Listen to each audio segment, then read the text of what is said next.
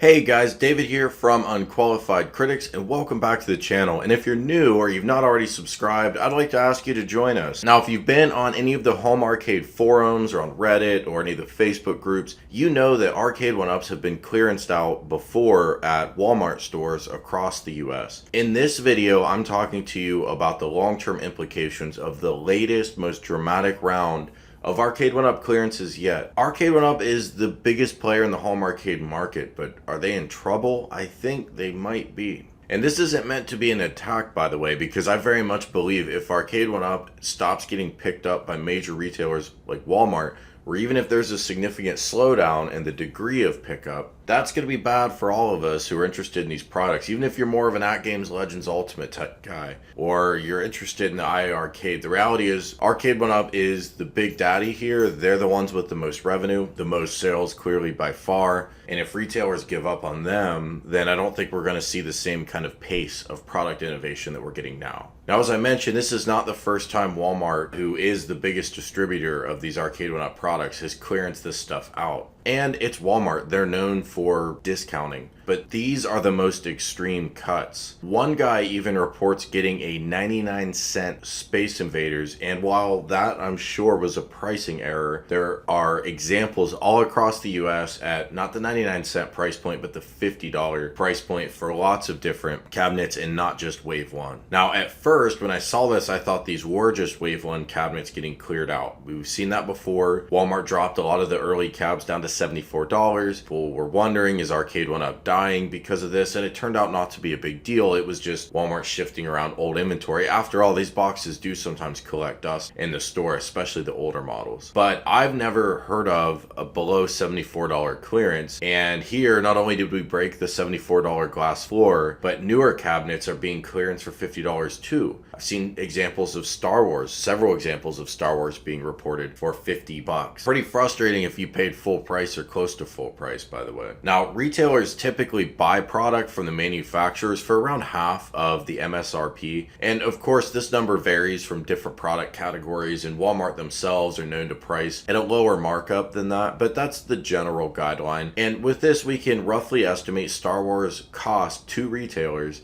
to be $250 a unit. In addition to that, they have to store them, they have to move them around inside the store, sometimes move them between stores or ship them out for online orders. And most notably, they take up a lot of shelf space. For Walmart to clearance these things out, like turbo clearance for 1/5 what they cost them, that's a big deal. Star Wars, I think, is the crowning achievement of Arcade1up, and it has everything going for it: the brand or the license, iconic games, nearly flawless product execution. It's very well made. I rated it my number 2 favorite cab out of the 9 cabinets I owned at the time of the video. But now it's $50 in a lot of cases. That doesn't smell right to me. And aside from these clearances, Walmart has so far only listed the PacMan 40th of the new cabinets that have been made available for pre-order elsewhere. Best Buy and GameStop picked up Frogger and NBA Jam in addition to PacMan 40th, but those cabinets are nowhere to be seen on Walmart's site. They're not available for pre-order. I think NBA Jam will be one of the best selling of their arcades. I know it's not for everyone. If the 70s and 80s were your golden era of arcades, you might not be as interested in NBA Jam, but it has huge cultural impact. It's a big deal. I think it'll sell really well, and by all early signs, Arcade1up's taken that product very seriously. The fact that it's not available for pre-order at Walmart, while it is available at GameStop, who may or may not be around in 6 months, that's kind of a problem. Now, maybe Walmart is simply gearing up for all the pinball tables they know they're going to have to store and move this fall. But I think this marks the first real hiccup in Arcade1up's momentum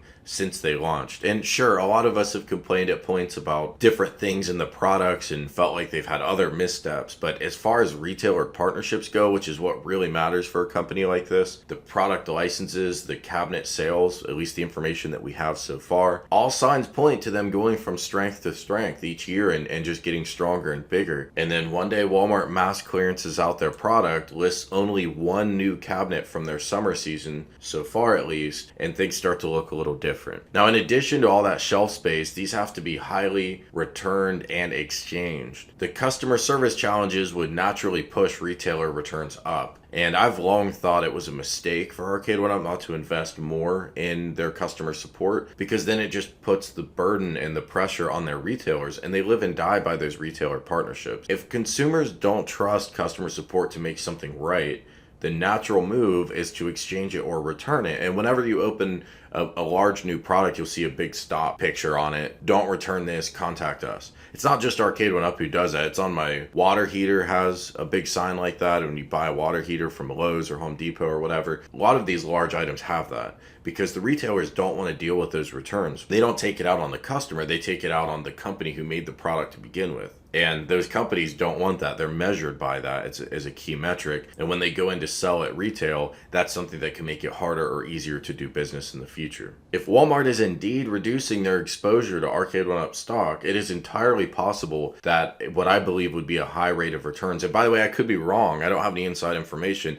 It just stands to reason that a lot of us don't trust customer support or have had issues before. And these products have a fairly high defect rate. It stands to reason that the return rate would be pretty high. If all of that's true, I think it's entirely possible the high return rate is the primary cause of retailer dissatisfaction. Now, nothing is done in a vacuum. If they couldn't keep these on shelves, but yet they also got a high rate of return, that would probably be one thing. But we know a lot of the older cabinets have been collecting dust for a while. And I don't think that's anyone's fault either. This was a new product category. I can't imagine how hard it must be to figure out or forecast how many you should build and then get into the retailer channel. It's kind of a lot of people guessing. And yeah, you have models and maybe you have other analog products you look at and compare to as a comparable, but that's a tough challenge. So I'm not blaming Walmart or Arcade1up for that, but at the end of the day, we know that a lot of these have collected dust. But again, no way to know for sure. Only Arcade1up and Walmart really know. And for my part, I hope this is just a temporary reset and Walmart comes back strong with cabinets like NBA Jam, the Sega cab that we think are coming this fall. Arcade1up bumbles around a lot, but without them, there isn't much of a home arcade market presently. The Legends Ultimate mentioned earlier, that's the next biggest player. That's a good product. A lot of people are happy with it, but it's one product. We all know AtGames does not offer multiple cabinets designed for specific games, and I don't think they ever will. It's just not their model. That's a built-in advantage with the multi-cade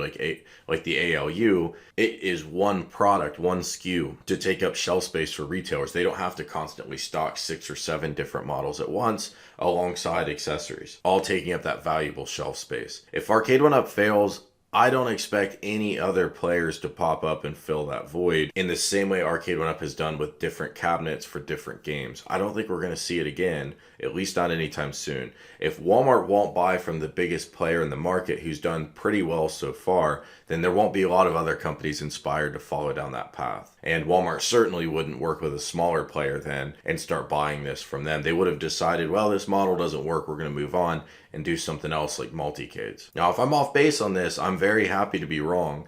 I think time's going to tell. By the end of this year, 2020, we will know, especially by the beginning of holiday season, if this stuff isn't geared up to sell at Walmart and it's just at lesser stores, that would be a tremendous blow to Arcade1up. But maybe they make a huge comeback. They come roaring back with pinball. NBA Jam's a huge smash and Walmart picks them up. You just don't know for sure about any of this stuff until it's all set in stone. But I wanted to get that out there. Curious what you guys think. Do you guys think they're going to be coming back? Will people return to paying $300-$400 for a cabinet? Or is that price point compromised because everybody knows Walmart will eventually put this stuff on clearance if they wait long enough? Curious what you think. Let me know in the comments. And if you enjoyed this video, give me a like. I very much appreciate it. Helps out the channel. Catch you guys later. Dripping lights paint the sky.